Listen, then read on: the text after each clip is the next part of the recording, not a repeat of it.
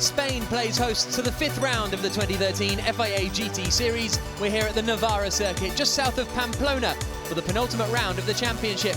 But before we get underway, let's look back at the last round. At the Slovakia rink, Stephane Ortelli from second on the grid jumped the start, which later gave him a drive-through penalty, but there was chaos at the start of the race. Alan Day, race winner in Zandvoort, was pushed out into the gravel trap. Also in trouble was Sebastien Loeb. He got squeezed going into the first corner, ended up in a sandwich, which brought race-ending damage to his McLaren. Alan Day, a little winded, but nothing too severe. The safety car came out in order to clear up the wreckage, and when it came in, it was nearly time for the pit stop windows. Andy Zuber coming in to hand over to Mike Parisi, which got them out in a net second place. That place was soon taken, though, by Sergio Jimenez, forcing his way past up into second place. The race leader, though, was Andreas Simonsen. He got out of the pits, happy with his work, to hand over to Sergei Afanasyev. The battle was now all about second place. First of all, the two Audis sliced past Mike Parisi. The car's now in the hands of René Rast and Frank Stippler. They moved up into third and fourth places. The BMW, their next target. Coming into turns 7 and 8, they managed to glide past the Team Brazil car and move up into second and third places respectively. It was the best showing from the BMW Team Brazil squad all season, and they managed to go on to score a solid 5th place. The battle for the final spot on the Pro-Am podium was hotting up. Alex Buncombe attacking Fabio Anidi coming down into the hairpin of turn 4. He managed to go right around the outside of the Ferrari. Laurens Vanthoor then started to come into the action, trying to get past his teammate. He soon passed Frank Stippler, wasn't close enough to get past René Rast, and as a result, it was Andreas Simonsen and Sergei Afanasyev who took the overall victory and the win in Pro-Am, with WRT in second, third and fourth. A fantastic performance, with Niki Mermanov and René Rast winning the Pro Cup, but the overall race win and Pro-Am going the way of Andreas Simonsen and Sergei Afanasyev. Everyone was nice and relaxed at the driver's photograph, but there's some serious business to go on this weekend as the championship battles continue. Andreas Simonsen and Sergei Afanasyev are currently leading the Pro-Am standings. They performed very strongly, winning the race overall last time out in Slovakia, and Simonsen is confident that form can continue. For sure, the Grassa and the project car will be the main competition this week. There's only 8 points behind us. And I think this track suits the Lamborghini a bit more than the Mercedes. It's quite a heavy car, so we struggle on these small corners on second and first gear. The team made a good job to find a good setup. Overall, I think we can do a good weekend. Only a handful of points behind them is the Goldfried Racing Grassa Lamborghini of Harry Projek. Projek is joined by Gerhard Twereza this weekend, but despite that, he knows it's going to be tough to fight off the Mercedes. We try to win it, yes, for sure, but I think our, especially HTP, is very, very strong. See on that weekend with Nova driver, with Amar Müller, they have strong new drivers, so we try our best. We fight for the title, for sure. Wolfgang Reip is also still in contention for the Pro-Am title.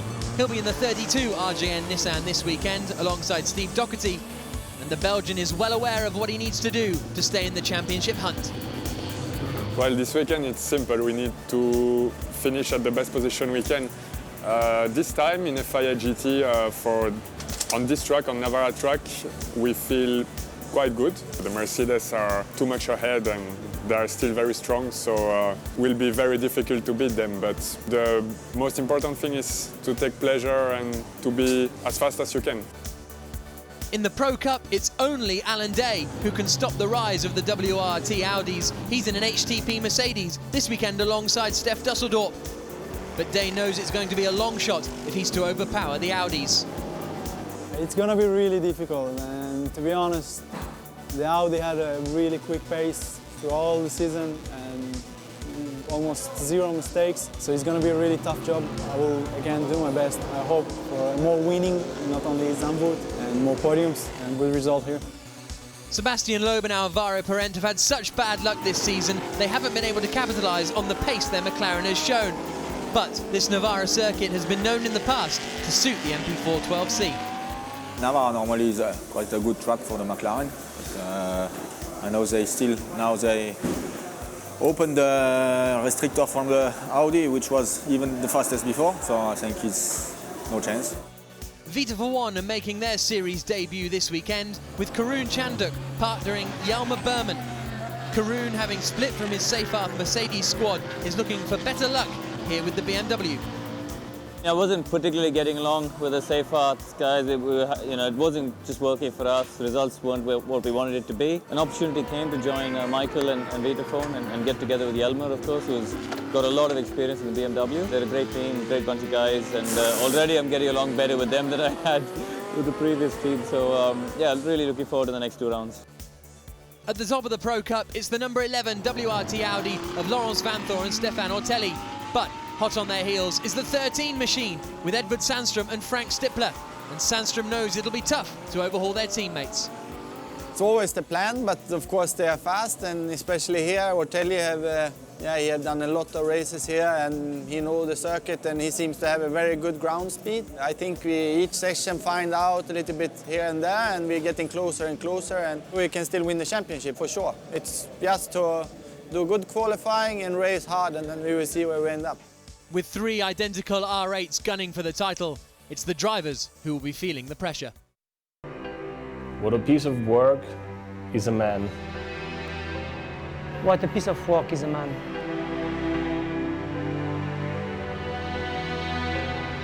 How noble in reason. How noble in reason. How infinite in faculty. How infinite in faculty.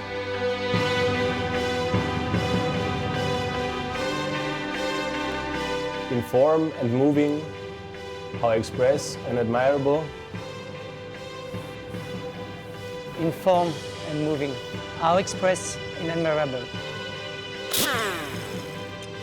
In action, how like an angel.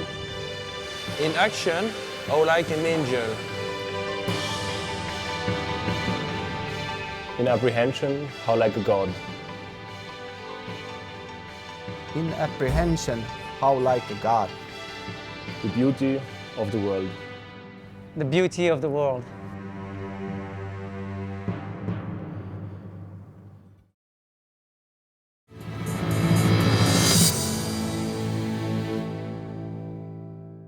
It's time for the qualifying race for the 5th round of the 2013 FIA GT Series. We're here in Spain on the penultimate leg of our tour around the world, and it's going to be a very entertaining race because we've just had some rain start to fall here at the Navarra circuit. You can see the clouds, they look pretty dark. The air temperature's about 17 degrees, track temperature 16 degrees, but John, the brollies are up. Yes, we thought we'd seen the race. The end of the rain. We had a lot of rain here for qualifying, and overnight the track dried out. It was dry this morning for warm-up, but in the 20 or so minutes since that session ended, we've had clouds come over the racetrack, and it's more a drizzly rain than the kind of rain that we saw yesterday afternoon prior to qualifying. Here's a look at the grid then. On pole position, it'll be Marc Basseng starting alongside Edvard Sandström on the front row. Oliver Jarvis making his FIA GT Series debut will be starting in 3rd place. Michael Ammermuller, great qualifying performance from him. He'll be in 5th place. 6th place BMW won't be there. Vanthoor, championship leaders, only managed 7th position. Dusseldorp and Ordóñez starting in 9th and 10th position, but that Nissan will have to take a drive-through penalty for an engine change. Hjalmar Berman in 11th. Watch for him climbing up the order. Same can be true of Duncan Taffy in 13th position. Harry Prochik, 2nd in Pro-Am Championship, will start in 15th place on the grid. Wolfgang Reip ahead of Mike Parisi, who had a terrible qualifying session. He's looking forward to flying through at the start of the race with Philippe Sledecka and Martin Matska, another newcomer to the series, at the back of the grid. But through the final corner they come on the green flag lap. We're about to get racing in the 5th round of the championship. It's the qualifying race about to start here at Navarra. Marc Basseng on pole in the Lamborghini, Sandström 2nd in the Audi as the lights go green. It's a good start from Alvaro Parent, pulling towards the outside on the run down to the first corner. Parent's going to take the lead here. Fantastic start from the Portuguese driver. Basseng gets shuffled back. A phenomenal start from Lucas Ordóñez. He's up into 3rd position, but he's got onto the slick AstroTurf on the outside and can't get it slowed down. Look how cramped it is going into turn 3. Ordóñez off the road again, but somehow he has gone from 10th to 3rd by the time they get to the first corner. Everyone else busying their way through the left-hand kink as the second McLaren runs wide. Yeah, Mike Parisi, the way he got trapped with traffic all around him and nowhere to get back onto the racetrack. But what a start from that Nissan in third place. An absolute screamer up the outside and around the outside of turn one and slotted that Nissan into position. And, well, you can't do better than that. There's been a huge shuffle around. Stephane Ortelli looking on, looking quite concerned. Where is his Audi? Oh, there's 4, 5, 6 abreast coming down the back straight there. Michele Rugolo is up into 4th place. It's 5th place for Steph Dusseldorp. 6th position, possibly now 5th, as Laurens Vanthoor tries to go past Steph Dusseldorp and does get up into 5th place. Then we've got Harry Procek and a huge gaggle of cars further back. What on earth? Look at this, Matthias Stumpf making a move on Jelmer Berman now. Stumpf in the white Lamborghini going past the BMW. What happened to our pole sitter, Marc Basseng? He's dropped down the order so rapidly, I can't even see him coming through there. Oh, and there's a spin. There's the McLaren, Von Ryan McLaren, Duncan Tappy has been tapped and spun around, and he's going to have to wait for the whole field to get through. He may well have had the engine that was coming through turn 13, so turn 12, so we now the field beginning to string out, but certainly where did Marc Basseng get to? He was sort of swamped by the entire field on the run up to turn 1. He and Oliver Jarvis must have had a moment, because those two are now running right at the back of the pack. Across the line they come at the end of lap 1. Alvaro Parent leads by 1.3 seconds. Sandstrom is 2nd. Lucas Ordóñez is 3rd. 4th is Michele Rugolo. 5th is Laurens Vanthoor. 6th, Steph Dusseldorp. And yes, Jarvis coming across the line 19th. Basseng coming across the line in 18th place. So our 1st and 3rd place starters now running in 18th and 19th places respectively. It certainly looked very congested when the cars were coming out of turn 8. That's the corner that leads on to what we call the back straight. Whether that was the area where the contact or whatever took place occurred. But we maybe get a little opportunity to see back on that opening lap, certainly into turn 1. Everybody except Lucas Ordóñez appeared to be fairly cautious. He just charged up the outside. Oh no, Steph Dusseldorp has been spun round by Matthias Stumpf coming into the right-hander of turn 8 that leads out onto the back straight, and that HDP Mercedes is parked there. He gets going again, but that's a real shame for their championship challenge. Okay, so we're hearing that the 24 Lamborghini of Basseng and Oliver Jarvis are both on dry weather tyres. So that explains it. Basseng, we think, was on dry weather tyres, apparently, according to our sources. There's the start of the race. Look on the right-hand side, we've got Lucas Ordóñez in that big white Nissan getting a rocketing start. Everyone else struggling as they come into the first corner. Well, Parent's got the job done. The reason why the cars on the left-hand side of the grid got the advantage is if that was the case that we saw the Lamborghini at Basseng starting on those slick tyres, then everybody on the right-hand side was going to be backed up, because Basseng could not take the risk of trying to get through turn 1 and then into turn 2 and 3, simply because there was no grip. And it was the people on the left-hand side, and we see Alvaro Parent doing a brilliant job of just going down the left-hand side, staying wide in turn 1. And look at that, well, there's a bit of a smile. You don't often get a smile from Sebastien Loeb, but there we see it. But everybody now who is on that wet tyre looking for the damp or the wettest part of the racetrack, they want to try, if possible, to string out their race until that pit lane opens in what will be another 15 or so minutes, rather than having to come in and go on to slicks and then having to come back in again and do the driver change. Now, the handy thing having Basseng and Jarvis out there on the circuit is that and Rugolo gets onto the... Oh, yeah. He just ran the curbing on the outside of turn 2, and consequently an easy overtake for Laurens Vanthoor. That's just what you want, a driver to make that pass available to you. As the battle for the Pro-Am lead continues and Procek gets out of shape, and that means it's an open gap up the inside, and Matthias Stumpf moves through. Procek just got out of shape through the middle part of turn 5, and Matthias Stumpf in the ACL by Road Drive Lamborghini is now up into the lead of Pro-Am and into 6th place overall. 5 minutes to go before the pit stop window. Vincent Voss watching on, Frank Stippler behind. And I'll tell you, the gamble of starting on slicks has not paid off, because Marc Basseng has finally got into a 1:57. That's still 7.5 seconds behind the pace of the lead car, Alvaro Parent. The judgment, bearing in mind ambient temperature, track temperature, the nature of the circuit, bad decision. We've just seen Oliver Jarvis continuing to be lapped, this time by Berman, Rugolo and Stumpf.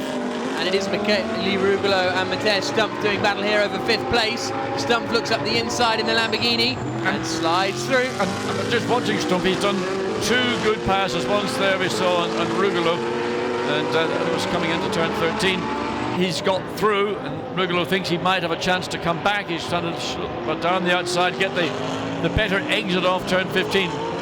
But Stumpf did a good job. He did it in Harry Project. He forced the error there. As we go back to this battle now for 2nd place, and team boss Vincent Vos, well, the mind, I'm sure, is wondering what's going to go on. And it's Van Thor who is leading the championship, and he's going to try and go around the outside at turn 1. Laurens Van Thor, can he get past into 2nd place? He can. What a phenomenal move, but Sandstrom still has the inside line coming into 3 and holds the place. But what a daring attempt from Van Thor. And what good, look at Vincent Vos pulling his hair out. Oh, sorry, Vincent, you don't have any to pull out. Maybe that's the reason. Look, Van Thor back behind Edvard Sandstrom, battling into turn 5. And I mean, these 2 drivers are going at it again. I mean, there's no paint being swapped at the minute, but this is a real drag it out knuckle fight between the 2 Audi drivers. Oh, damage. And off has gone Aman Ibrahim in the BMW, and he's on the circuit. Will this bring out the safety car? Potentially. We'll have to wait and see. He's lost that. Where is that? It's into the first corner. Strange, I mean, whether he was in turn 1. He may have been involved in a battle, but he's not. He's topped and tailed the car. He's damaged the nose and the tail of it. So we'll hopefully maybe get a little glimpse of that. If we see this battle that's waging between Van Thor and Sandstrom, there is the BMW driver out of the car. He's going to be disappointed. So it sounds as though most teams are making slicks ready in the pit lane. Here's the look from Van Thor. Almost a touch between them, but I think they got away with it. Still no contact between these 2. This is only the battle for 2nd place, by the way. Alvaro Parentes still out in the lead of this one. Here comes Van Thor up the inside into the final corner. Sandstrom sees it coming, swings wide, bounces over the curbs to try and get the grip back, and they're going to be absolutely wheel to wheel. These are our 1st and 2nd place men in the championship. Across the line they come. Van Thor has half a car length's advantage. There's yellow flags, so there's nothing Sandstrom can do. Exactly, and this is up into turn 1. The BMW somewhere on the outside of the inside. We couldn't quite get a view of that. But Laurens Van Thor has worked very, very hard indeed, and he's got it all done into turn 15. Into the pits they come. This is going to be an absolute pit stop race between the 2 factions at WRT. So Eds Van Thor stops, and Ortelli opens the door. Now Sundstrom stops, and Frank Stippler does the same thing. So a battle between there. We see Ortelli getting into the car. We see Sundstrom helping Frank Stippler into the car. New sticker slicks going on. Best lap, last lap from, just trying to have a look and see what we've got. Here comes from Bassang. And look, the 13 car's got back out in front. So it's Frank Stippler who's got back out in front of Stephane Ortelli. So the positions swap around. And we got Sebastien Loeb, just saw him literally going out of shot as the 2 Audis leave the pit lane. So the gap between 1st and 2nd has reduced during those pit stops. But we've seen a change of position in the pit lane between these 2 Audis. Now Frank Stippler, and Stephane Ortelli runs way, way wide. And he needs to be careful. Those slick tyres on a wet track, especially sticker tyres, are going to be tricky until you get the film as a part of the releasing agent from the tyre. When it comes out of the tyre mould, gets rubbed off. As we figured, everyone coming into the pits then at the last possible opportunity pretty much. And once they all come back through, we'll try and figure out exactly what has happened in there as far as the order is concerned and the Pro-Am standings as well. But there is our race leader, Sebastien Loeb. Now, if he's on slick tyres, there is no better man in the field to drive a car in these. Now, why are the 2 Audis dropped back like that? There's a massive difference. Well, no, but why was Frank Stippler pulling to the right-hand side? Well, why is Ortelli? What's wrong with the BMW? Karun Chanduk. Karun Chanduk's gone off, I think, on the run down towards turn 8. And that's a bit of a moment for Chanduk as he recovers, only loses 2 positions, I should say. Again, that's the danger of coming. These drivers have not driven, the ones that have taken over, who've been put onto a slick tyre on a track they've not driven on with these tyres, and it's a real handful. And Karun Chanduk getting caught out just into turn 8 and spinning it around, but luckily not having contact. And there we just saw a change to the lead in Pro-Am. That 25 Gottfried Gratter racing Lamborghini has just got past Patrick Kuhner, so it's now Gerhard Torreza who's in the lead of Pro-Am. Now we've got battles going on with Andreas Simonsen and Cesar Campanico. These two doing battle at the top of the Pro-Am standings, with Harry Brocek on his way at the moment to finishing second in Pro-Am. So it's all kicking off. Andy Zuber has just set the fastest middle sector of anyone. Stippler is on wets, as is Sebastien Loeb, apparently, we're being told. So Loeb, out in the lead of the race, is on wet tyres. Okay, he's lapping slower at the moment because it's his first lap out on the track, as we see this battle continuing. A fantastic squabble going on.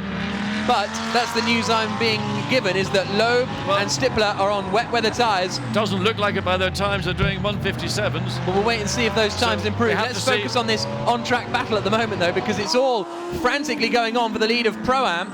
And it is now Cesar Campanico who has moved into the lead of the Pro-Am class in that 14 Audi.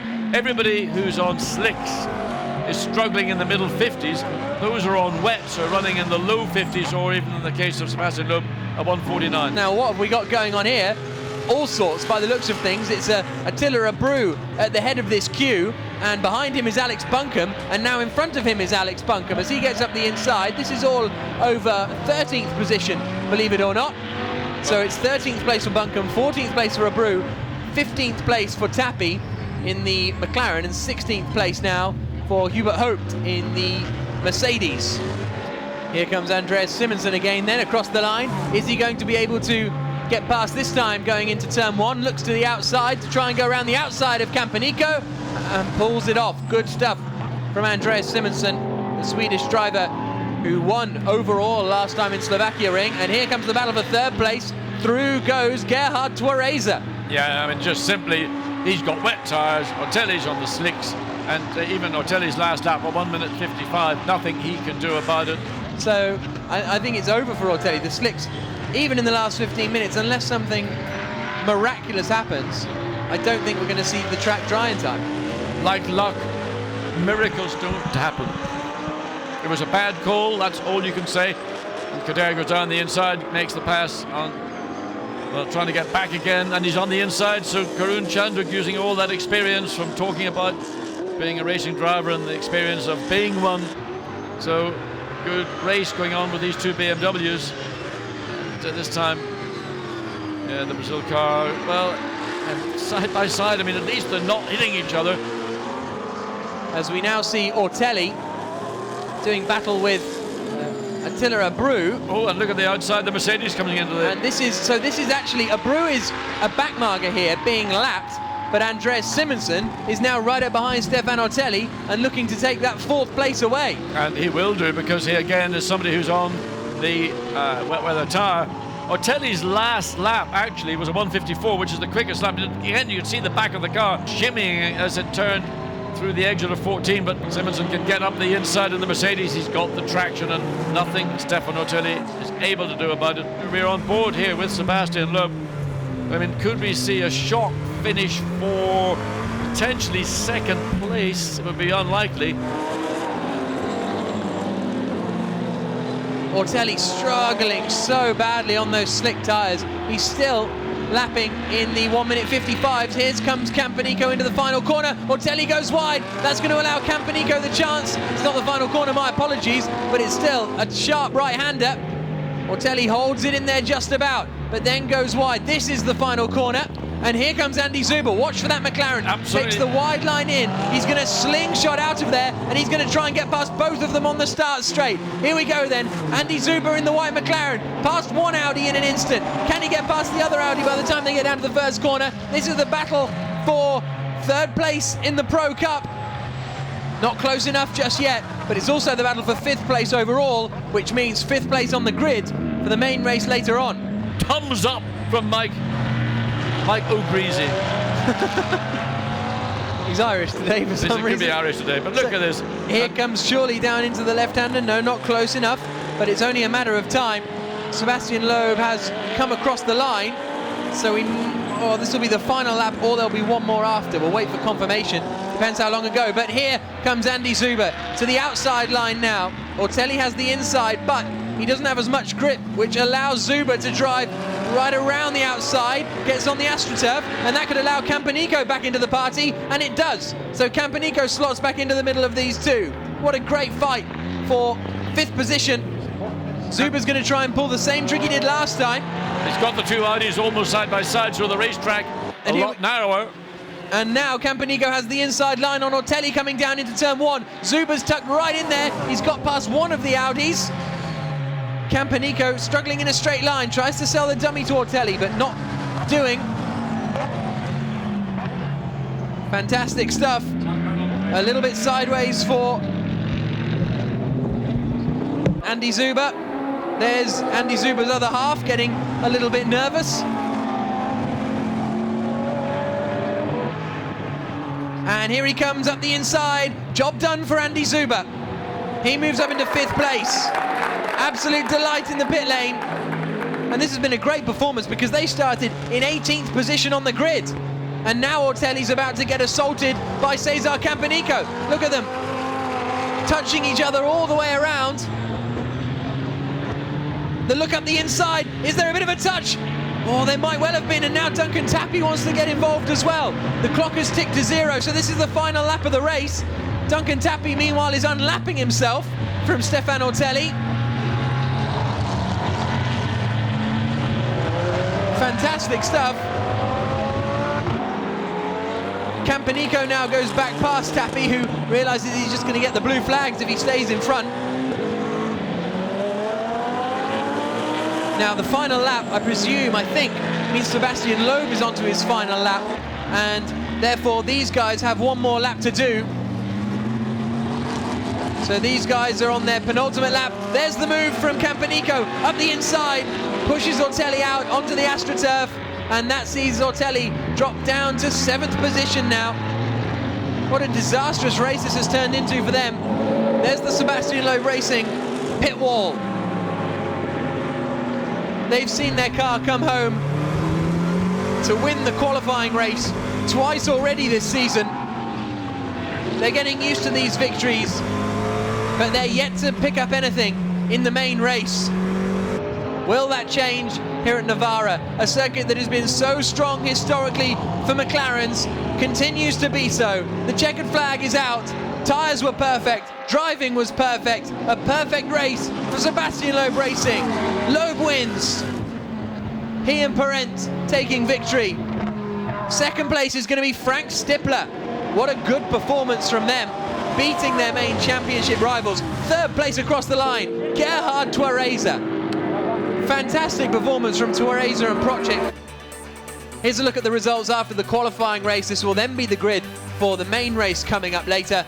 Sebastien Loeb Racing taking the win. Loeb and Parent in 1st position. Stippler and Sandstrom finishing in 2nd place. And a fantastic performance from Gerhard Twareza and Harry Procek to finish in 3rd position and winning the Pro-Am class. Claudio Stanisvich and Michele Rugolo finishing 8th overall, winning the Gentleman's Trophy. But look at that, championship leaders Ortelli and Van Thor only finishing in 7th position. Further down, we had the 35 Nissan. Despite serving a drive-through penalty, Bunker Ordonez managed to finish in 13th position. Mark Basseng and Stefan Racina, pole sitters, finished in 15th position. Mermanov and Jarvis started 3rd on the grid. They finished in 18th place. Alan Day and Aman Ibrahim were retirements. But we can now hear from our race winner, Sebastien Loeb. He's in the pit lane with John Watson. Sebastien, congratulations, 3rd qualifying race win. Yeah, that's good, but never a race win. So hopefully this afternoon will be better than last time. But I'm happy with the performance of the car. It was some good strategy also from the team. We stayed all the race with wet tire, I think a lot. Used some slicks sometime, and it was a mistake. So no, it was a great race for us. Alvaro took a great start like every time, and I could keep the lead. Sebastien, today, were you a racing driver or are you still a rally driver in these conditions? Maybe a bit of both. It's for sure, it's very sleepy, and you have to control the slide a lot of time, but still it's different. It's racing, the car is different, it's a track, so more racing driver.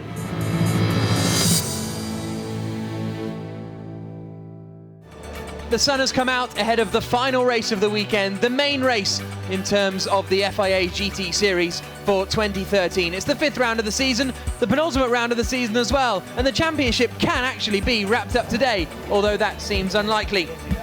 Air temperature is now a lovely 22 degrees, track temperature's up to 21 degrees, so we're going to be getting involved with a proper race this afternoon, which should be very entertaining after a frantic wet-dry race earlier on. Here's a look at the grid then ahead of the main race here in Navarra. It's Sebastien Loeb on pole position for the 5th time this season, championship second place men right alongside him on the front row. Andy Zuber will start in 5th place in the second Sebastien Loeb racing car. Then our championship leaders there in 7th place. Stephane Ortelli at the wheel of the WRT Audi. Patrick Kuna and Alain Coder complete the top 10, whilst Doherty and Chanduk will start on row 6 of the grid. Alex Buncombe should be making a good start, and alongside him will be Grégoire de Moustier. Stefan Rossina, the car I just mentioned, will be starting in 15th position. Watch out as well for Nikimir Melnhoff, and Attila Abreu should make some good progress as well, and Alan Day will be the last man on the grid. Here we go then, it's Sebastien Loeb on pole position. When the lights go out, he will floor the throttle and the race will get underway as the lights go out now. Who's going to get the best getaway? Zuber darts out immediately, but there's no progress for him as they flash down towards the first corner. It's a good start from the outside there for Andreas Simonsen trying to get around the outside. Zuber's up into 2nd place as they come into turn 1. He's got a brilliant getaway, battling there with the Lamborghini. Simonsen's gone wide. Everyone's safely through these first few corners. Simonsen goes wide again, but it's a Sebastien Loeb racing 1-2 up at the front. Brilliant start from Zuber. 3rd then is Gerhard Twereza. 4th has gone the 2nd place in the championship car of Frank Stippler. Is that our championship leaders off? It is! The number 11 car, Stephane Ortelli, sent spinning at turn 5. I thought that was a right rear puncture. It's not just the tire was so distorted with that spin, so he has gone to the back of the field, and not only has a bad day been a bad day in the qualifying race, it's just gotten an awful lot worse. But where is the Stippler? It is 4th place. It's the 4th of those cars coming down the back straight into turn 9. And right behind him actually is Steve Doherty in the Nissan. There's also moves being made there with Karun Chandok getting past, but then getting back past because Hubert Hope ran too deep into the corner. Well, what can Stephane Ortelli do? Did he pick up any damage after that contact? That's going to be the thing to see. I presume it was contact anyway, coming down into turn 5 with all the cars closing in on one another, but it's a Sebastien Loeb racing 1-2 up at the front. It looked like everybody in turn 5 was just so bunched, and Stephane Ortelli appears to have been maybe on the outside going into turn 5 and just got squeezed on the outside. Consequently, he is now running at the tail of the field. So we'll see whether he can catch up with the rest of the pack and how quickly he can make his way through the order. And there is Nikimir Melnhoff in the number 12 Audi, but across the line then comes Loeb, half a second clear of his teammate. It's all kicking off for 4th position as it looks like Steve Doherty is going to go past Frank Stippler down the straight. So Steve Doherty having an absolutely fantastic opening lap. He's up into 4th position. And that's just simply just a good exit out of turn 15, using the power, again the torque of the Nissan engine, and no problem whatsoever getting ahead of Frank Stippler, who doesn't really need to find himself dropping one place further down, having started on the front row of the grid alongside Sebastien Loeb.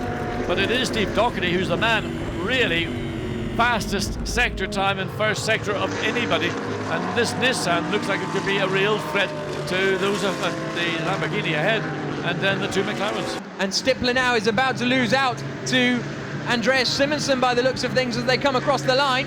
Simonsen's on the outside and he cruises past Stippler. So Stippler really struggling in these opening stages. Is it the brakes or is he just not quite getting into the zone yet? Oh, he sent it up the inside. There's going to be a touch there, surely. I think that's pushed them both wide, and that's going to allow Alain Coder to come into the fight, but the BMW can't find a way around the outside at 4. Alain Coder had been fastest in the middle sector. And Alan Day goes past Coder. Great start, that from the back of the grid for Alan Day, but Coder then gets the cutback on the inside, and does he finish that move off? Alan Day's holding it in. Oh, bounces up over the curbs. Well, nothing was wrong with him. He went agricultural. He had to get the car right over the curbs because the BMW was not giving the Mercedes any room at all. Here's a look at the start then. And Loeb in the middle of the circuit. Then it's his teammate on the left-hand side, that second McLaren on the left, that pulls out to the inside line. Simonsen stole the plaudits, but then he ran wide at the first corner.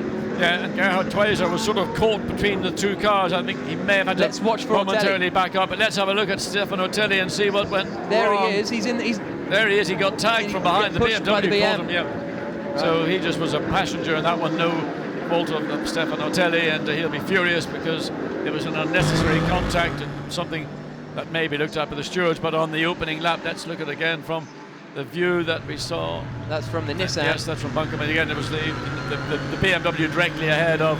At that point, Alex Buncombe was the cause of that incident.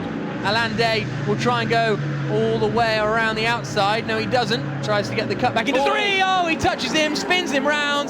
The BMW does a very nice save of that, actually. Nice little drift. Oh, and Day's lost it all by himself. The big winner there, Alex Buncombe, 2 places. Gracias. One of the things you've got to do as a racing driver is learn to read. I don't mean read a book, but read a race. And it was inevitable that Alain Day and the BMW were going to get together at some point. They've been leaning on each other a couple of laps earlier.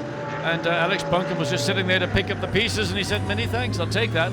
Alex Buncombe, now he's in clear air, has just done the fastest first sector of anyone. Where's Chandok off to? He's going into the gravel, and that looked like he just lost it under braking, and he has lost a number of positions now. I can't wait to hear what a meal is he making of it. I mean, Garoon will tell us it in graphic detail, and it'll make it sound even better than it was, but it looked impressive even as we did see it.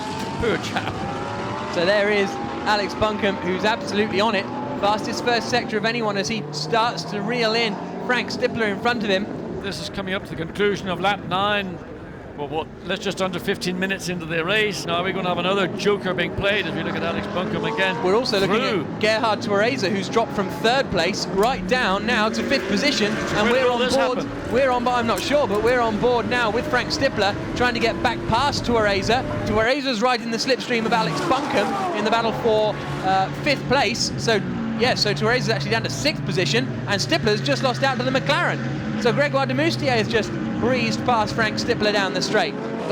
Contact between de Moustier and Tuareza, and that's a lot. Good news for Stippler, though, because that's going to allow Stippler to get past both of them. Damaged front suspension, the McLaren on the right-hand side, and there it is not just damage, I think it's a failure of the suspension in that contact. And what a shame for a great run by Gregoire de Moustier. That contact in that very tight turn 12 section of the racetrack is the end of the race for Von Ryan Racing.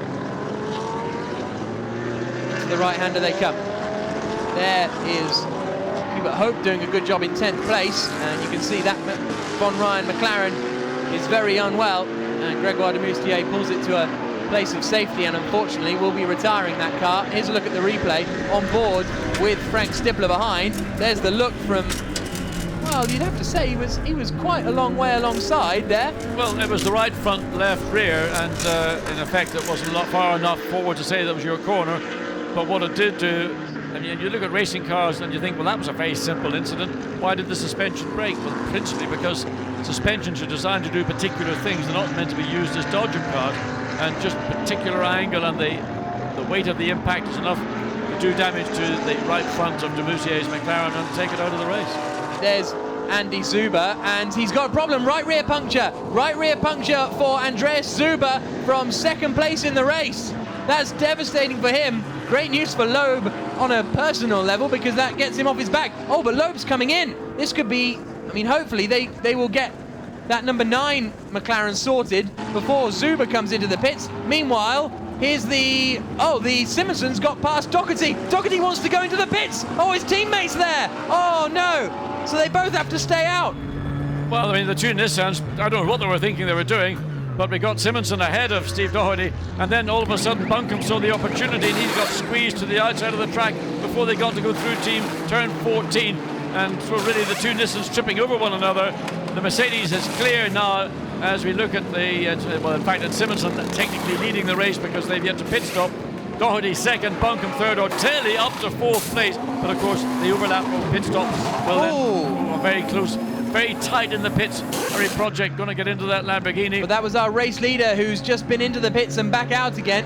Sebastien Loeb was now handed over to Alvaro Parent, and there's a drive-through penalty for that HTP Mercedes car number 1 for avoidable contact with that BMW a few laps ago, which I think is probably fair enough. Absolutely.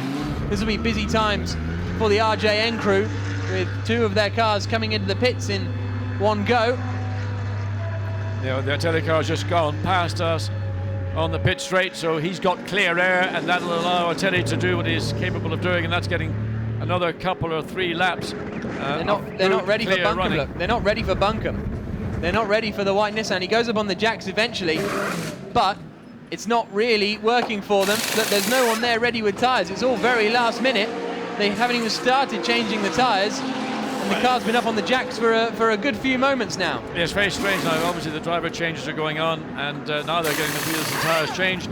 So whether that was a miscommunication or not, whether because of what happened the lap earlier, there we see that's the Steve Doherty car now been handed over, and that's driven by Wolfgang Reip, so he's on his way down the pit lane, and this is disappointment indeed for Luca Ordóñez in his home race. Laurens Vanthoor just set the fastest third sector of anyone and is close to 6 seconds behind Edvard Sandström. That last lap he lapped 9/10 of a second quicker. Here comes Andreas Simonsen into the pits then.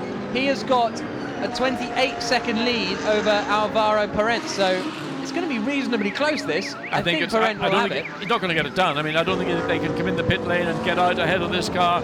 Alvaro Parent down at turn 12. There, the Mercedes comes to a standstill. And Simonsen gets out, Afanasiev gets in. So, coming through turn 13, then the little short run down to 14, and then you're into the final turn.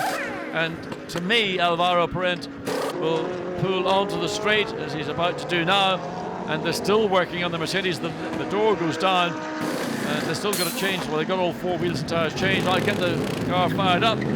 So the McLaren has taken on the lead, and in fact they've lost 2 positions because the second of the 2 McLarens, driven by Mike Parisi, has gone through in 2nd place, and who else is going to come through before Mercedes gets on? It's Sandström going to do it. Yeah, Sandström comes through as well, and possibly Laurens Vanthoor. Now this could be important. If Vanthoor can't get past and gets stuck behind Afanasiev, he's got the speed, so he should maybe be able to get it done now. If not, he could lose some time here in his chasing of Edvard Sandström in front of him. He hasn't been able to get it done just yet. He's got good drive out of turn 3, but that's bad news for Laurens Vanthoor as he tries to chase down Edvard Sandström. That was the opportunity that was sitting there to be taken. It almost occurred in turn 3, but the Russian driver managed to consolidate and keep the Mercedes ahead of the Audi, and now it's going to be a real battle for Laurens Vanthoor to not get trapped at the pace of the Mercedes and then consequently find himself unable, as we look at Andreas Simonsen, who's done a good job and not really looking overly heated. This is the battle then for 4th place overall. It's comfortably the Pro-Am lead for Sergei Afanasiev now. Wolfgang Reip 2nd in class, 7th overall, and Michael Ammermuller now has climbed up to 3rd place in class. So this is great for their championship chances because Harry Procek is down in 4th in class with Afanasiev set to win it. So that'll be great news for them. Whoa, I just said that, and he gets all out of shape. Vanthoor tries to find the inside line, does find it, and moves through. Now, how much time has he got to close in? He's got to find about 6 seconds to close in on Edvard Sandström. Here comes Wolfgang Reip in the battle for 6th place. Bassen goes defensive. Reip puts it on the outside. Bassen comes and says, you're going to have to be brave if you want to get past. Reip is brave, and he moves up past Marc Bassen into 6th place. Steve Doherty on the right in the glasses. He's happy with that. Here's Bassen doing battle with Oliver Jarvis still. Bassen in the white Lamborghini, the reigning GT1 world champion. Ollie Jarvis behind, who races in all sorts. He's happy with that. Nicky, come on, show us how you feel. Down the inside, Ollie Jarvis, beautiful swoops through into turn 5. That's how you make a pass in turn 5. No contact, just got the car alongside before Marc Bassen was in the position to defend, and clean and fair racing, what I like to see. The Mercedes looks to the inside, coming down into 9. Not close enough. Oh, Bassen's gone in too deep. That's going to allow Dusseldorp the chance to get up the inside. Can Bassen keep it around the outside? No, he can't. And Dusseldorp goes through. I wonder if there's a problem with that Lamborghini, because the pace was good earlier. It's number 11. The championship leading Audi is into the pits, and this turns things on its head again. Oh, and that's just there's fluid somewhere getting onto that brake disc, and that's the reason why the cars come in. Whether that's brake fluid itself, whether that's what's been leaking. Our race leader Alvaro Parent pulling away from Mike Parisi, half a second a lap in recent laps, but well, the championship has just taken a big old twist. Interesting, the Ferrari of Michele Rigolo running behind the 2nd place car of Mike Parisi is running actually quicker, and I would not be surprised if Rigolo does get ahead of Mike Parisi because the Ferrari pace is very strong. Regrettably, the car is down in 14th place. It's finished. out of the race. Look at that dejection from Laurens Vanthoor. He climbs out of the car, and the race is coming to Edward Sandstrom. Ortelli just puts an arm around Vanthoor. I mean, clearly, emotions are very high in circumstances like this, but that appears to be a brake issue. So we've got two battles going on, one for 5th place and one further back. This is Jarvis and this is 5th right. place, and then we've got the other squabble going on here for 7th place, and Dusseldorp gets the move done, he gets it stopped. But does he keep the position? The BMW, well, there wasn't a lot of room there, but Steph Dusseldorp just about sneaked it. A little bit of cooperation from the BMW, but the job's done. There is our race leader, Sebastien Loeb, in the pits, watching his teammate, Alvaro Parent, at the wheel. Now, Vanthoor has left the pits, Laurens Vanthoor, and he will score points if he takes the checkered flag. He's 7 laps down, but that doesn't matter. If he takes the checkered flag, he will finish in 8th position, which will give him 4 points, which means that it'll be a 5-point gap between these two cars, in fact, as we get to the final race of the season in Baku. So it'll be 5 points at the top of the championship if things stay how they are. But there's our race leader, Alvaro Parent. There's the team watching on, nerves jangling, I'm sure, but for the first time, we're going to see Sebastien Loeb win in the FIA GT Series main race here at Navarra. Fantastic performance from McLaren. Across the line they come. Sebastien Loeb Racing win. Delight in the garage. It's going to be a 1-2 for Sebastien Loeb Racing. Absolute delight as they take the checkered flag. But 3rd place, and now the men with a real shot of taking the championship in Baku, Edward Sandstrom and Frank Stippler. There's our Pro-Am winner, Sergei Afanasyev. He and Andreas Simonsen doing a great job. Jarvis across the line in 6th, and he's got past Wolfgang Reip. He's come across the line in 5th, so Jarvis getting past Reip on the last lap, but Reip still getting a 2nd in class, which is great news. But there's Sebastien Loeb. It's been a long time coming, but finally, in the penultimate round of the season, his team have fulfilled the promise that they showed in the first qualifying session. Here's the results. Sebastien Loeb and Alvaro Parent winning the race, 21 seconds clear of their teammates Andy Zuber and Mike Parisi. 3rd place in the championship, 3rd place in the race means 2nd place in the championship for Frank Stippler and Edward Sandstrom. Pro-Am winners Andreas Simonsen and Sergei Afanasyev. Mayor Melnov and Jarvis doing a good job to finish in 5th place ahead of Steve Doherty and Wolfgang Reip. But there, 15th position, the championship leaders, they only pick up 4 points for that. Stephane Ortelli and Laurens Vanthoor. Their championship advantage has been slashed. Sebastien, tell me, are you happy? Are you pleased today? Yeah, for sure, I'm pleased. We were not so lucky in some races, but here it was really good. With Alvaro, we won 2 races, and the second car was 2nd on the main race, so that's a great result for the team. I'm really happy for the team because we needed a bit more motivation, and now we have it. You needed no motivation this afternoon, in spite of your teammate Andy Zuber pushing you hard. I thought at one point he's going to try and take the lead. Yeah, he was very close. He was pushing very hard, very close behind, so he was very fast, but our car were great today. Great feeling, both in the car, so it was a really good race. You get the good stuff up. We're coming down to celebrate with you. Many thanks. Thank you. Well, here's a look at the championship standings. Ortelli on 101 points, Sandstrom and Stippler on 96. Because Ortelli and Vanthoor got out to take the checker flag, it's not 1 point the difference, it's up to 5 points, but still all to play for going into the final round of the season in late November in Baku in Azerbaijan. Sebastien Loeb and Alvaro Parent with that win leap up to 4th place in the standings. They might be able to finish in 3rd position, possibly even 2nd if things really go their way when we get to Baku. Alan Day 5th in the standings, René Rast 6th.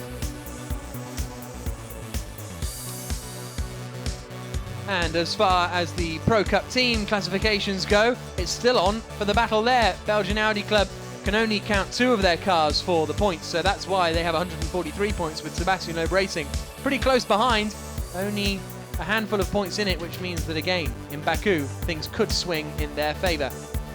BMW Team Brazil up into 3rd place in the standings, which I think will please them considerably. And as far as the Pro-Am classification is concerned, Afanasiev and Simonsen this weekend have pulled reasonably clear of Harry Procek now in 2nd place in the standings. It's still not over, but again, going to Baku, it's going to be a long shot now for Harry Procek to challenge Afanasiev and Simonsen for the title. Wolfgang Reip has moved up into 5th position after his strong drive today to 2nd position. And as far as the Pro-Am teams are concerned, it's HTP Gravity Charouz leading the way with 146 points. Team RJ and Nissan in 2nd place after a strong race, but only picking up in the end 2nd and 2nd and 5th in class, which I think would have been a little disappointing for them. Sebastien Loeb and Alvaro Parente on the top step. It's victory finally for Sebastien Loeb and Alvaro Parente. They're able to spray the champagne on the top step of the podium. Next up we'll have the Pro-Am podium.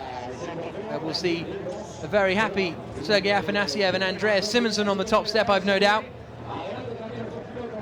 Thank you very much for joining us here this weekend for the FIA GT Series round at Navarra. It's the penultimate round of the season. The final round will be at Baku in the end of November. Make sure you join us for that, because the title fight is going down to the wire. From myself, Jack Nichols, John Watson alongside me, everyone here in Navarra, we'll see you in Baku. Thanks for joining us.